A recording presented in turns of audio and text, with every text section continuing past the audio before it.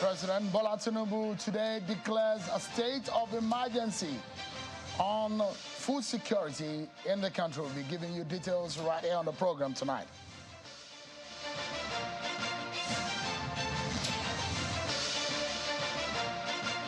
The service chiefs appear before the Senate today for confirmation of their nomination appointment by President Bola Tinubu. Made some promises. We shall be dissecting some of the issues they raise on the solutions to insecurity in Nigeria.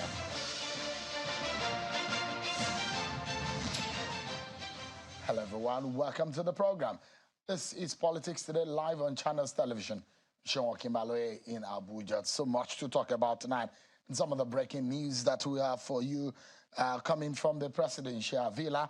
We can tell you that the presidency today has announced a state of emergency on food security in the country. This, according to the special advisor to President Tinubu on special duties and communications and strategy, Mr. Dele Alake, at a press conference at the presidential villa, where they revealed that the president has approved a state of emergency on food security in the country. And this is to stem the rate of inflation in the country. And of course, now the issue of food, water, and essential items will now be a part of the purview of the National Security Council. Part of the plans that are being highlighted in that statement includes the fact that going forward, farmers will get fertilizers, and also issues of water and food is going to be a priority of government to ensure that all Nigerians have access to these essential commodities, and also to stem the rate and the rise of the price of commodities in the market. We'll be giving you details on that. Breaking news and the story just coming in right here on Channels Television. President Tinubu has declared a state of emergency on food security in Nigeria. Of course, yesterday you were hearing about reactions to the conversation we had here about 2 days ago with the National Secretary of the APC, Senator Yola Omishore, where he specifically made a reference to one of the members of the leadership of the APC, Salihu Lukman, who is described as a black sheep. Mr. Lukman has since been reacting to that statement made on the program, and this was his response to the conversation with Senator Yola Omishore. I started my call for the resignation of Allah Adamu based on pure moral appeal, based on the dynamic that played out in the election. But I can see, if even assuming we want to change, mutate to become a conservative party, even with that kind of aspiration, I don't think Senator Abdullahi Adamu and Senator Yola Omishore are committed to lead the party based on the provision of its constitution. And I think this is where they just need to do soul searching. Frankly speaking, unless they want to become sit-tight leaders, and sit-tight leaders always end badly. All right, that is Mr. Salihu Lukman, a member of the APC Working Committee. We'll be dissecting for you issues of the national security. Now that the presidency had come out to say there is a state of emergency on food security in the country, and now it will be in the purview of the National Security Council. What does this mean? Going forward, what are the issues that have been raised? How does this government want to mitigate the rise in the cost of commodities, or the food that Nigerians now have access to? What are the issues that have been raised based on the items and the long procedures that the government has put in place? Plus, what is the service chiefs have mentioned, and the security situation in Plateau State, in the Southeast region, in Benue State, issues of the death and the violent attacks that we've seen in some part of the country? Are those promises anything to go by? What have they done? The Nigerian police have also reeled out what they've done in the last 2 months. All of this we put in perspective. Plus, the president also sent an approval to the National Assembly seeking a loan of $800 million, which has been put in process by the Buhari government to the World Bank. And they've come out to tell us how they will spend it, how much they will send to the poor households in Nigeria. Is that going to work? Is that practically relevant to the conditions of Nigerians? These are the issues I will be dissecting tonight for you. But first, let's check out some of your political roundup stories.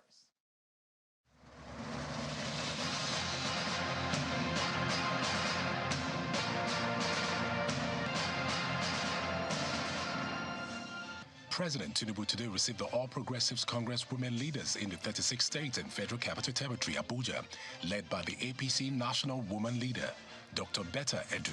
The president assured the women in the country that his administration is committed to ensuring that Nigeria is retrieved from the vested interests that have stifled her development.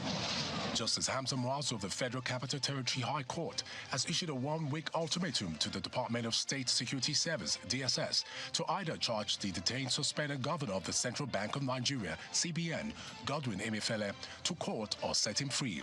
The judge issued the order while delivering ruling in the fundamental human rights suit instituted against the DSS and ordered by Emefiele. The judge said Emefiele hasn't shown that his arrest and investigation is unlawful, but noted that it is within his right to get fair hearing. Justice Muazu further stated that the suspended CBN governor cannot remain in detention without a formal charge.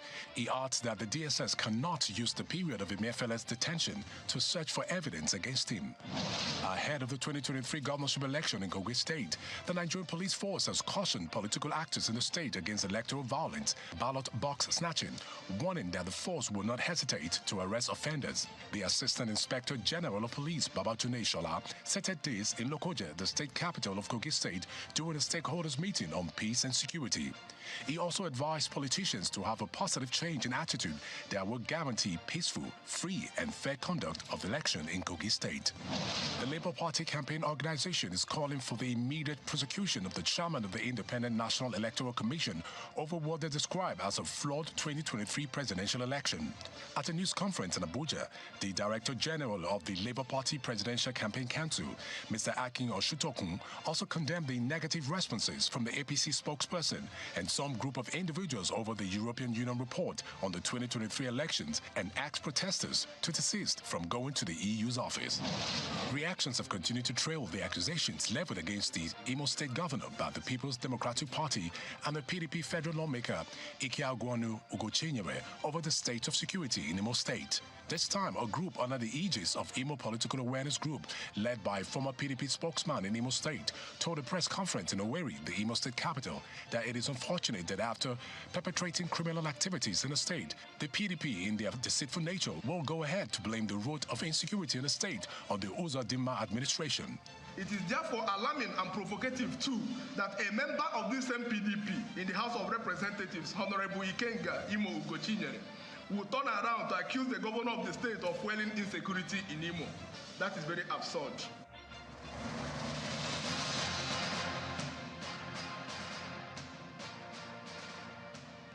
Thank you so much, everyone. So we told you earlier that the presidency announced a state of emergency on food security in Nigeria, and some of those things that have been included in that statement we will be giving to you just in a moment. But first and foremost, let's tell you what happened today. Some of the members of the service chiefs are being today confirmed by the Senate. They were screened, and some of them have been confirmed by the upper chamber of the National Assembly. Today, they gave their position, and after that open session, which they were engaged on, they had to go into a closed-door session where the lawmakers had to engage them behind closed doors. But I'll allow you to listen to some of those things that the officials, the security chiefs, were saying in their presentation. Take a listen to them. In provisioning for our men in uniform, under my watch, the armed forces shall continue to serve the Nigerian people dutifully and in line with the Constitution of the Federal Republic of Nigeria and other extant provisions of the laws of the Federation. I, upon my nomination as the Chief of Army Staff, conceptualize my philosophy of command as to transform the Nigerian Army into a force that is well-trained, equipped, and highly motivated towards discharging our constitutional responsibility. It is evident that the Nigeria's economy and the well-being of its people is heavily dependent on the maritime environment. Nigeria's maritime environment is full of resources. It is also a vital sea lane of communication. It is the responsibility of the Nigerian Navy, one of our secondary responsibilities in our policing duties, to ensure that this maritime domain is kept peaceful and secured. We will also adopt additional air power measures and approaches that will continue to diminish our security challenges and enhance the disposition of our various theaters of operations. Some of the service chiefs that are being confirmed, you heard them there.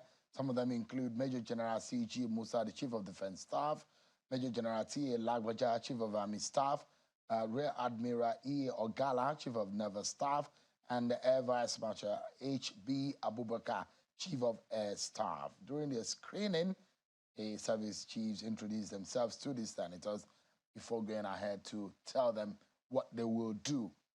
Well, let's give you an understanding, some picture of what the presidency has said today in respect of the announcement of the state of emergency on food security.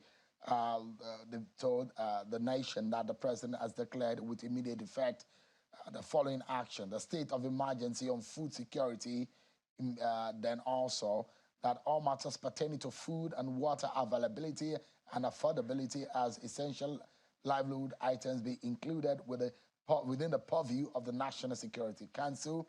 They said the president has also directed an immediate response to this crisis, a number of initiatives that will be deployed, including reversing the inflationary trend and guarantee future uninterrupted supplies of affordable foods to ordinary Nigerians. It went further to say that there shall be medium, long-term, and immediate interventions and solutions, some of which include the release of fertilizers and grains to farmers and households to mitigate the effects of the subsidy removal. Also, there must be an urgent synergy between the Ministry of Agriculture, Water Resources to ensure adequate irrigation of farmlands and to guarantee that food is produced all year round. A long list of the plans that the federal government has listed today relating to issues of security. Now, we have tonight to give us perspectives on this matter. Dr. Kabiru Adamu, who is the Executive Director of Beacon Consulting, a security consultant. Incidentally, today is his birthday. Happy birthday to you, and welcome to the program. Thank you so much. Thank you so much. I'm delighted to be here. Well, quite busy, but I'm also glad that I'm able to give my contributions on this very important topic. Absolutely. Let's get your view on the breaking news. The state of emergency declared by the president. That is perhaps going to be what you call one of the extreme measures that the president is going to be putting in place since he got into office about 46 days or 45 days ago. And this kind of statement or powers of the president being exercised is seen as some extraordinary measures that is captured within the constitution of our land for a president to undertake, and now is undertaking it. A state of emergency on national on food security. What does this mean? First off, it is a demonstration of the fact that the president is listening to the people. Some of the economic policies that has been introduced by his government has created socio-economic difficulties for the people. Now, interestingly, food security is a critical component of Nigeria's revised National Security Strategy COVID-19. A lot of people will be wondering why is food security related to security. But if people are hungry, if people cannot afford to feed themselves the basic requirements, then certainly they will be disposed more to committing acts of offenses. So any nation that wants to move forward would have to ensure food security. And I think the realization by this is what led to this declaration. And I'm quite excited with the list of items that have been listed under that. How well the subnationals buy into this and support this action by the federal government would go a long way towards meeting the stated objectives of that. Because at the end of the day, what matters is that the person that lives in those communities, in those villages, is able to afford to feed himself and his families. That reduces the ability of threat elements to recruit from disgruntled pools within our communities. Not only that they are planning to say that they say they want to make sure that there is food security, but also they are hoping to make money. So see what they've said in one of the statements. They said, we will increase revenue from food and agricultural export.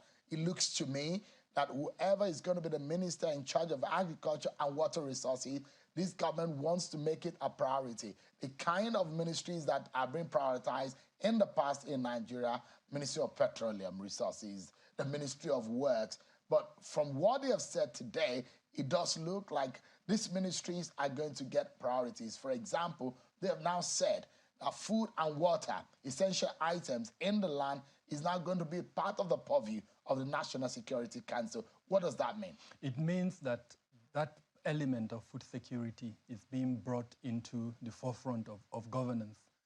If I understood how, especially the immediate past administration ran, these priority areas would be put, especially under the Ministry of Budget and Planning, so that all the arms of government, remember the president talked about collaboration and coordination. Now, everything the several cabinet ministers will be doing would have to revolve around that. And the ministries of agriculture, as an example, transport, all the other ministries that have responsibility for agriculture and related services will now have to work together towards achieving this particular objective. The last administration had 9 priority areas, one of which included, of course, agriculture and then feeding the people. Now, if this administration decides to carry on along that line, what it means is that governance and our national powers will be geared towards achieving the objectives as stated under this. I think it's a very interesting development. It is a long-term plan, and I'm hoping that under that long-term plan, there will be low-hanging fruits that can be achieved. We do have grain reserves as an example. I'm not sure, I haven't seen the whole content. Has there been a directive for those reserves to be released and for food to be made available to people? The long-term plans would include securing, for instance, everything that has to do with our requirement for food in the country, so that at least the average Nigerian is able to afford and have access to food.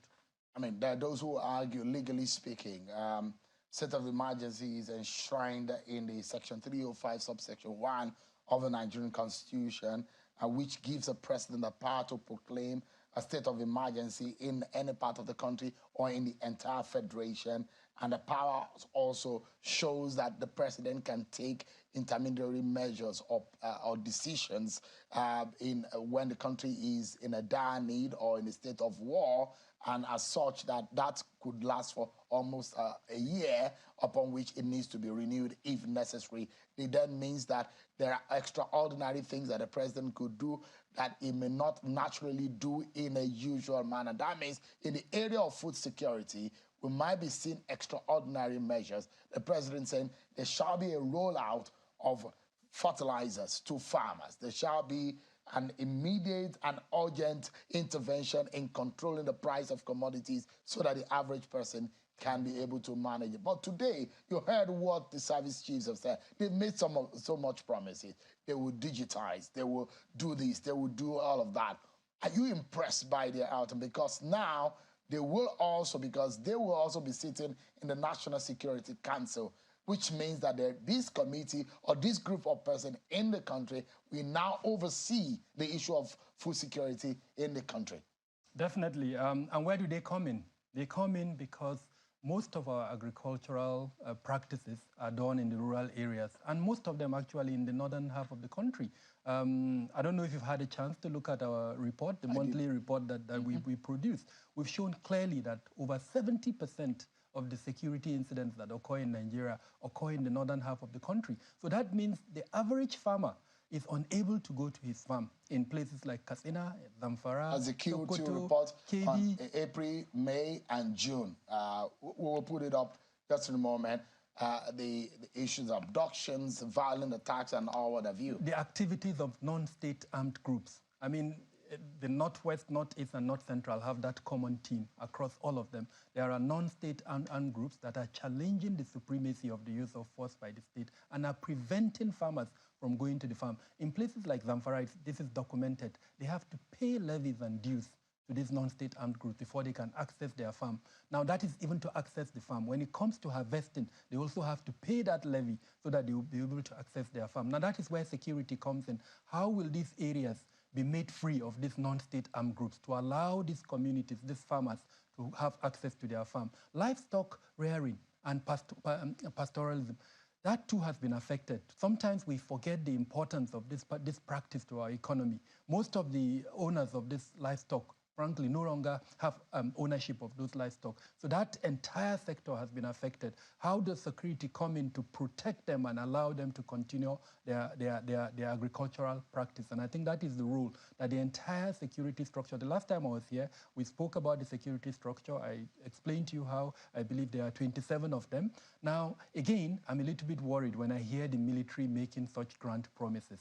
It is not something they can do alone. It's something they have to do together with the other security agents. And frankly, they can't even occupy the front seat. They have to do this, supporting especially the police that has primary responsibility for internal security. So I'm hoping that as the government continues its formation, remember that this is still early stages, ministers have not been appointed, other leadership of the security agencies have not been appointed. Once all of these appointments have been made, I'm here hoping to hear a joint statement coming from the coordinators. And last time we discussed the coordinators, Office of the National Security Advisor, Ministers of Interior, Ministers of Defense, Police Affairs, and to an extent, Ministry of Justice, so that these statements come out to reassure these citizens of these locations. And what is important, especially with regards to food security, is the ability of the average farmer in the village to access his farm, to go ahead, farm, and then when it's time for him to harvest his products, to continue that product. Now, that has to be a holistic action involving both the federal government and its security agencies, as well as the subnational government, who understand the issues that are affecting their states and are able to provide protection for rural dwellers to allow them to do their livelihood, as it were. It's dangerous if we're people who do not learn from what happens in the past to learn how we can change the course of the future. From some of the report that Beacon Consulting has put forward from what happened in, and this is part of information and intelligence that also will need for the security agencies, also need to look into the issues of abduction, the fatality, the violent attacks. And you've mentioned these areas that some of these has happened, some of the images that our viewers can see right there on the screen. What can we learn from these? Where should we be more careful? Where as the trend? This is a Q2 report, isn't it? Yeah. Q2 is April, May, and June. Compared to Q1, is there anything that bothers the mind based on the outcome of this report? The trend is indicating increase in the activities of non-state armed groups. They are primarily responsible for the 800 plus fatalities that we recorded in the month of June. And we see 130 incidents of abduction in Zamfara alone. Exactly. And followed by Niger, followed by Kaduna, FCT, Sokoto, Benue. And the top 6 states are within the northern region of the country. And I think this is especially at that strategic level. Having that kind of dashboard, using metrics, allow you to deploy resources in a manner that is justifiable. And then, of course, you're able to see the results better. So this is a tool that should be embraced by our security agencies. The ability to see the country, the 774 local governments, from the prism of data, metrics, that allows you to know where the concentration of the threat elements are and then to deploy resources accordingly. These resources are not enough. So if you deploy them without necessarily knowing where the concentration of certain factors are, then unfortunately the results will be what we're going The Northwest and the North Central are now struggling for prominence, sadly, in terms of abductions and fatalities. Those two figures are not anything that one could laugh about, and this perhaps should get the attention and is a direct, it's obvious, isn't it? What we saw on Plateau, in Benue, the two governors are sweating already, trying to contend and contain what is happening within the state. Is there anything that could be done immediately? This is a new government, new national security advisor, new service chief, new IG of police. What can they do immediately? Because the lives of people are involved here. And don't forget also, where there is abduction and where there are fatalities, people may not be able to go to farm. Exactly. And I think this is how our conversation started, the relevance of security to, as it were, food security. Now, each of these developments are different. And I think so the first thing we need to realize is our ability to disaggregate these challenges. What is happening in the Plateau and to an extent what is happening in the Benue are slightly different. But the linkage between them is the collapse of our traditional dispute resolution mechanism. I think we need to accept that as a country. It's collapsed. There's no handshake between the traditional institution and the local government authority. Exactly. And so gaps have been created that these non-state actors, in the case of the Plateau and Benue to an extent, these are ethnic militias that have been armed and willingly armed by sometimes resident and sadly sometimes by the political class that have gone haywire, as it were, and they are killing each other. When this issue started specifically in Mango in Plateau State, it was a small issue that if the traditional justice resolution mechanism was effective, it would have been able to address it. Today, looking back, over 300 persons have been killed as a result of that, and that's not as acceptable. So the second element is the criminal justice system. That is also failing. It's ineffective. It's not able to arrest offenders and punish those offenders. And then, of course, the third one is our security agencies that sadly have not been able to prevent the movement of these armed ethnic militias. Last one is the small arms and light weapons that are in circulation and are being used by these non-state armed groups to carry out the kind of actions that they are carrying. So unless we take these issues one after the other, some of them are low-hanging fruits that can be immediately actioned. For instance, nothing stops us from bringing these two communities together. They are not ghosts. We know who they are. But the narrative sometimes seems to suggest it's one group attacking the other. No, there are two groups fighting. And bring them together, identify the cause of their grievances, and then attempt to address that grievances. Where it's not possible to address the grievances, then use the criminal justice system. Strengthen it, make sure the offenders are arrested, and then they are prosecuted. Sadly, we're not. For example, for those who are asking for another style in approaching it, for those who are saying that use a carrot approach, and those who are saying no, carrot approach, we have gone past that level. In Katsina State, it was tried, it failed. In Zamfara, it failed. It fell flat on is face. Kaduna State, you see the likes of Sheikh Gumi and the rest. They've tried as much as possible to bring these elements back into the society. But the former governor of Kaduna State, this element can no longer be accorded any form of respect. Go into the bushes where they are and clear them out. Can we do that? I started by mentioning that we need to disaggregate the challenges. I can't sit here and rule out negotiation completely. In certain instances, negotiation is an option. In the case of, let's use Zamfara as an example, there are 4 threat elements that we're dealing with in Zamfara. The first one are the criminals who, for one reason or the other, have taken up weapons and they are doing the kind of heinous activities that we're seeing. Then there is another group that are victims of the consequences of the actions of this first group. They have, because the state is not protecting them, they have sought weapons to protect themselves. And they fall across 2 ethnic groups, the Hausas and the Fulanis. Now, in between that is also another group that sadly has also evolved, who I would call them merchants of criminality, as it were, who are also evolving and using that. And then the third one are those who have taken a handshake across the terrorist groups that are operating in the Northeast. Now, for the first group and the last group, I wouldn't advocate negotiation in any way with them. The state should use the stick approach. It looks like these guys are thinking that the state is weak. And in fact, what they are brandishing, it looks like, because the situation looks, and I'm not saying that the state is weak, they are testing the resolve of the powers, the military powers of the state. And it does look like whenever these attacks are staged, lives and the blood of average and innocent Nigerians are being spilled on a daily basis. Now, I mean, this is perhaps the most difficult time to say you want to be president of Nigeria. But the president, Bola Tinubu, has said, look, I campaigned for it, I begged for it, and I got it. Let me do the job. But now the issue is that he's fighting to stem the economic problems. He's also going to be struggling to make sure that the nation is secured. It's been a bad run in the last 8 years. But if you were in his shoes, for example, with the understanding that you have, and I'll take this as your closing thought, what would you do immediately?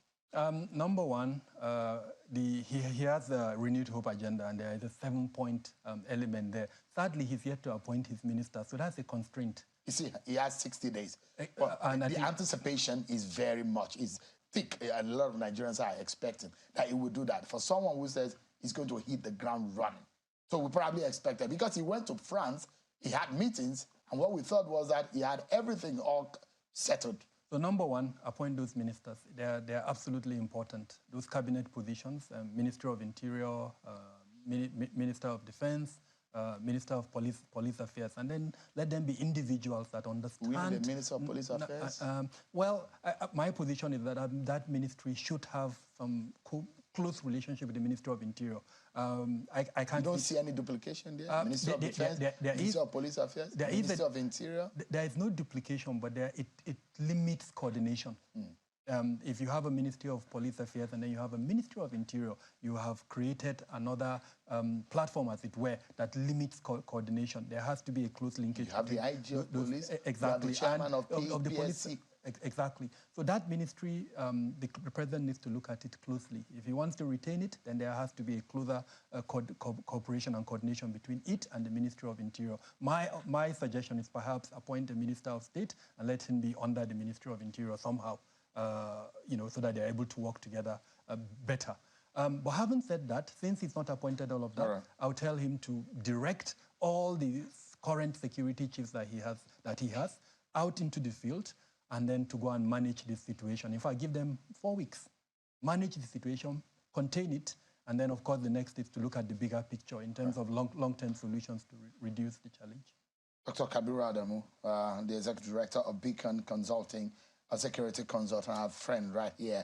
I'll allow you to go enjoy the rest of your birthday evening. My family is actually waiting for me. Thank you. Apologies for dragging you out. But this is a national assignment, and we needed to talk about this. Thank you so much indeed for your time. My pleasure. Thank you for having me. Congratulations to you. Thank you. Yeah.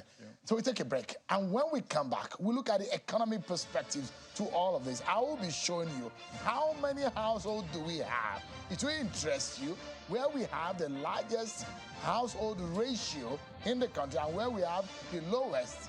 One is in the north, one is in the south.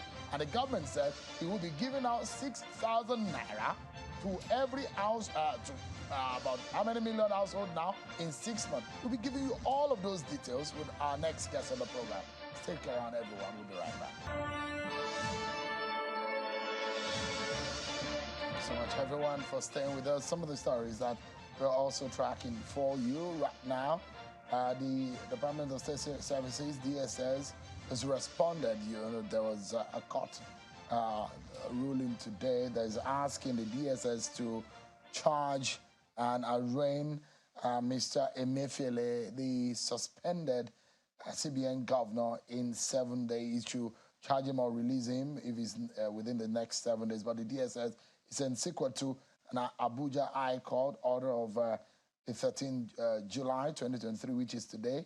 The DSS said he can confirm that Mr. Emefiele has been charged to court in compliance with the order. You'll be getting the details right here on Channels Television at the top of the hour. So let's get back to it. Today, we understand now that the House of Representatives is giving a speedy approval to President Bola Tinubu's request for a 500 billion naira from the over 800 billion supplementary appropriation budget in the Supplementary Appropriation Act of 2022. Also, the president has also sent a request to the Senate requesting the approval of $800 million loan from the World Bank. Let me give you a breakdown of what that loan is all about. Take a look at what it is. Now, the loan is going to be sourced from the World Bank. It's the amount is $800 million, and the presidency has said, well, this is being on the table. The FEC meeting approval date was also attached to the letter sent to the Senate, and that money is going to be disbursed as part of the social safety net measures of the country. And that money will be bringing you breakdown on how the other parts of it is going to be disbursed right here on the program. Let me bring our next guest on the program. He's an economist, Mr. Johnson Chukwu, who joins us virtually from Lagos. Thank you so much, Mr. Chukwu, for joining us tonight. Give us an understanding. First and foremost, the story that is coming in now that the president declared a state of emergency on food security in the land, economic, in the area of economy. What does this mean? Thank you, Shane, for having me. What it does mean is that the president will now have extrajudicial powers to intervene as it relates to food production, food distribution, food prices, food availability to households.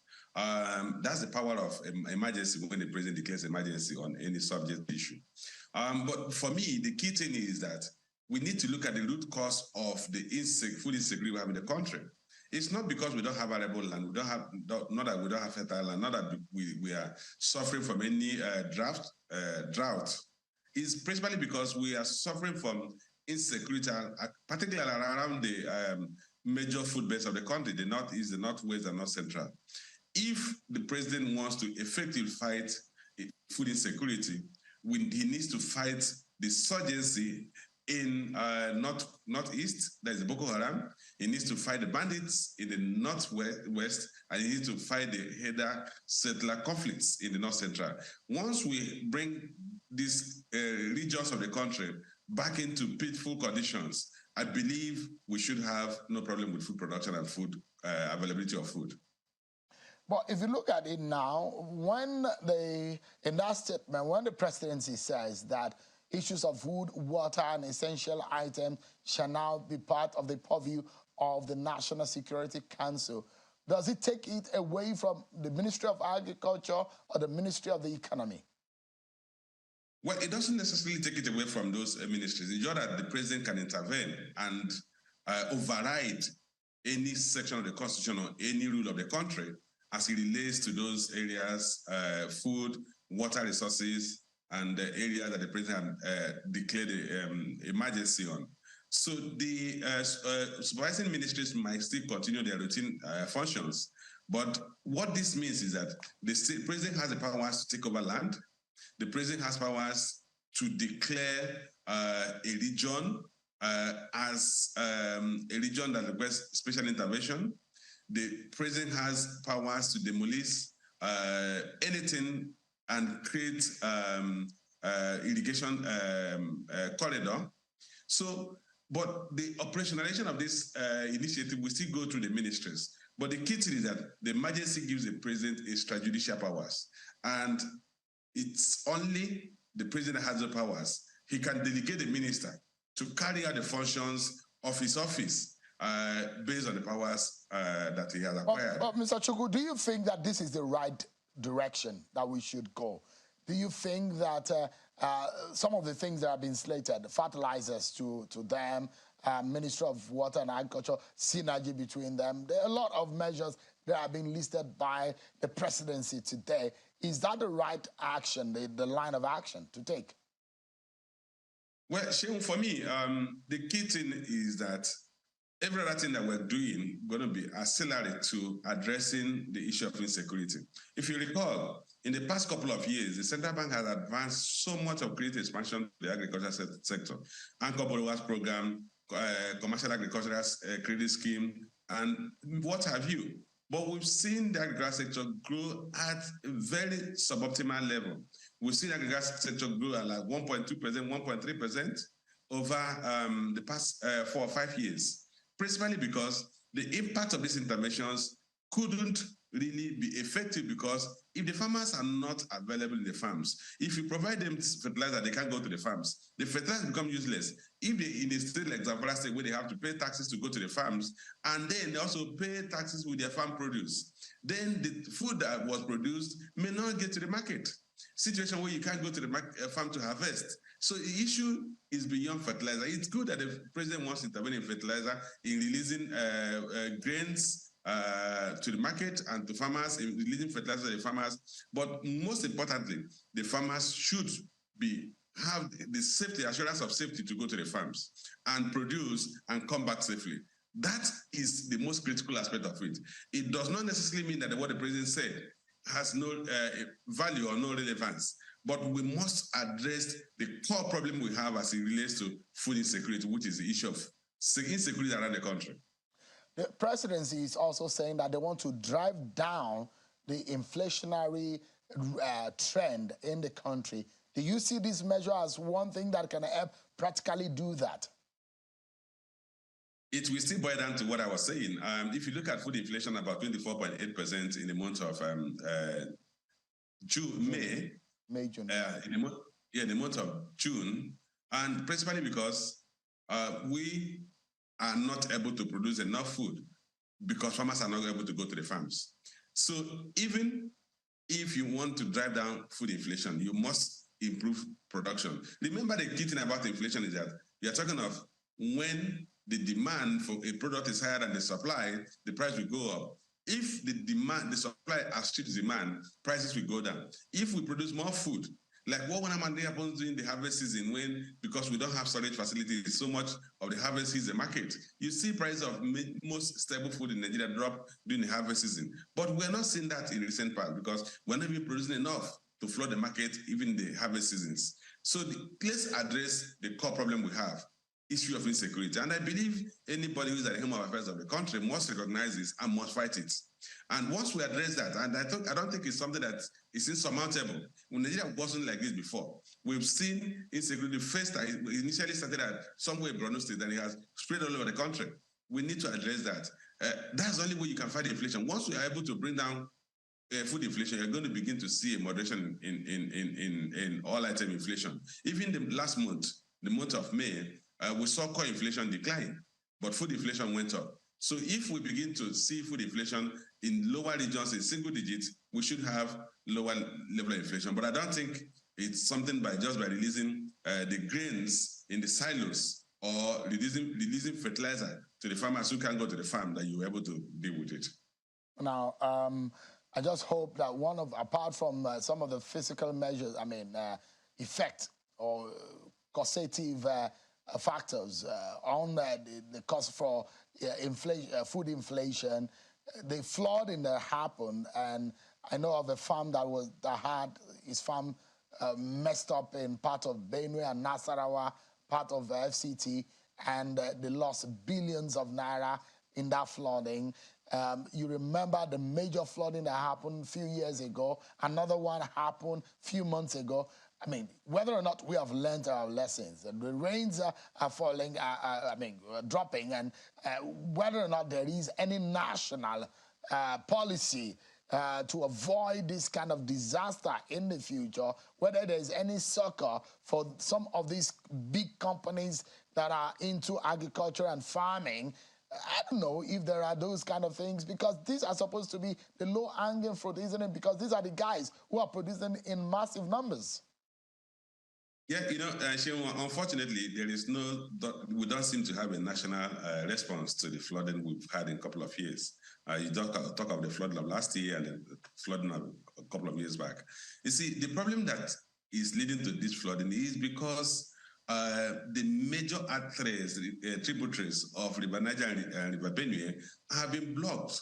So what we need to do is that we need to get the government, and I know that this contract has been given time and time again.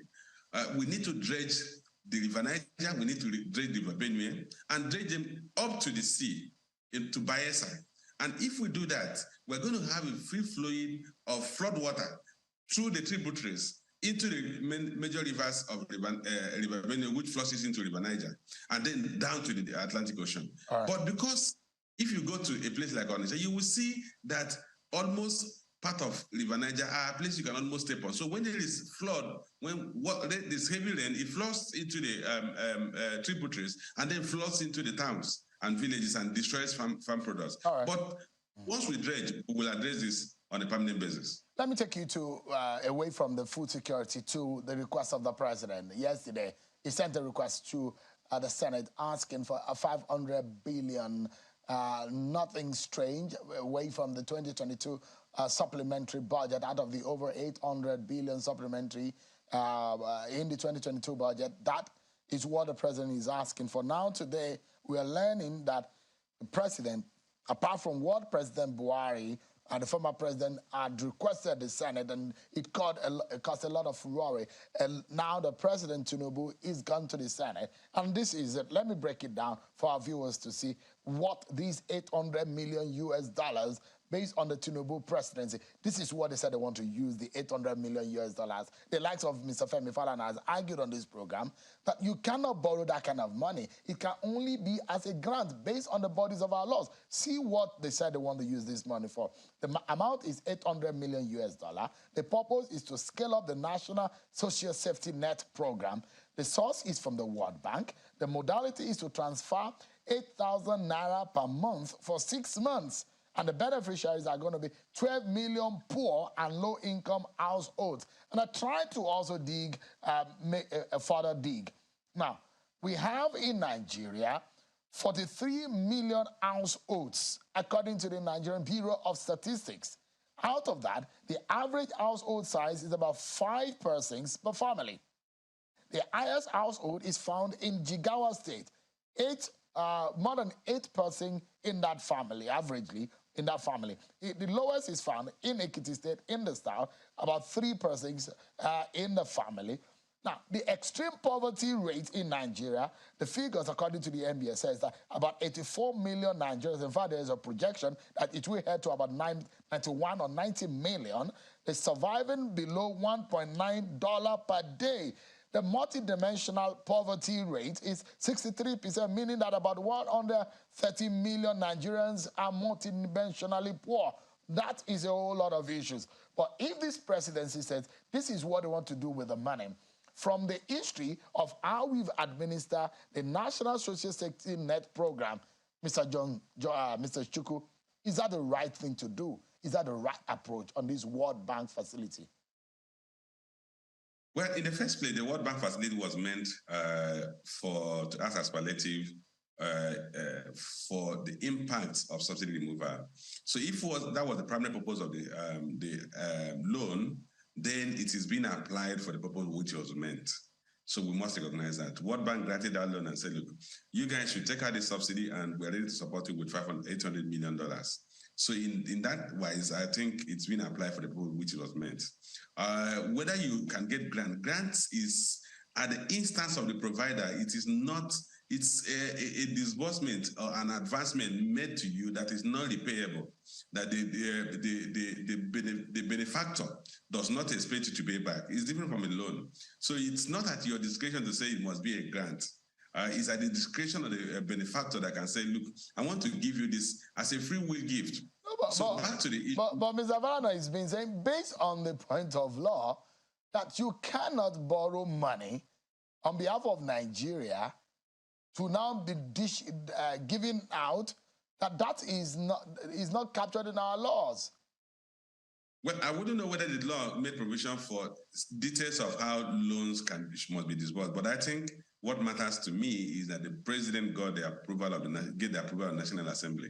Once the National Assembly gives that approval, even the Constitution itself was created by the people of Nigeria, or so-called people of Nigeria. So we are not we're not prisoners to the law. The law is supposed to serve us. We must have that in mind. But that is not to say that, look, the government must continue to borrow for consumption purpose. But if we are talking of intervention to fund the 819 billion supplementary budget. The government does not have the wherewithal to do that. The government must either borrow from international funders or local funding sources. If you look at this year's budget, there's a 3.1 trillion naira budget deficit which the government is supposed to borrow. As at last year, by November, the budget deficit was more than 6 billion naira. So the government does not have money to engage in any major infrastructure associated investment. So it has to borrow. It could have borrowed it from local investors, you and I, and go to the market and say, we're raising bond, we're issuing treasury bills and what have you. But good at it, the World Bank had provided, and I believe it's a concessionary loan. At $800 million, if you use current exchange rate about 750 naira to a dollar, you're talking about 600 billion naira, which will effectively fund about 576 billion that the government wants to earmark for intervention to the most vulnerable. So I don't think we should dwell on the legal issue because one, the National Assembly has approved it, the largest, highest decision-making legal arm of the country approves it. I think we should be is good to go. But you can also ask that there must be a grant. The grant is at the instance of the benefactor and not on the instance of the beneficiary. But the key thing I want us to look at is this: how sustainable? What would be the impact of this intervention? The government wants to disburse 8,000 naira per household. Talking about 12 million households, and it said on average of 5 members per household, we're going to impact on about 60 million people. What that means in the next 6 months, each of these families will get 48,000 naira. Sheung, tell me how much can 48,000 naira impact on a household of 5? Will it feed them? Will it pay for transportation costs? I spoke with one of my staff, and he told me that he lives in Nigeria, comes to work in VI, and he says he spends an average of 2,800 naira per day to and fro to come to work on public transport. That's 70,000 naira per month. So what would be the impact of 8,000 naira? And that is not to talk of the amount of he has to pay for the feeding of his family, the school feed of his family, and the rent. Yeah. So the impact of this, the key thing for me is that we must evolve economic policies that will create a productive economy that people will be gainfully employed. Palliatives, handouts have never solved the country's problem. It is good as an intervention mechanism, but core of issue is develop an economic system that creates employment opportunities that people can income and take care of their families.